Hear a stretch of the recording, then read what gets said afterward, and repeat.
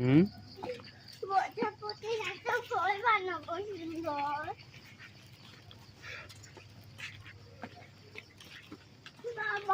হুম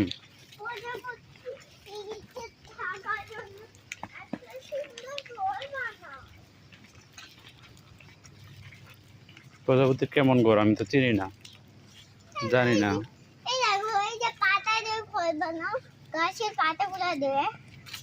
কোথায় তোমার আম্মু ডাক দাও।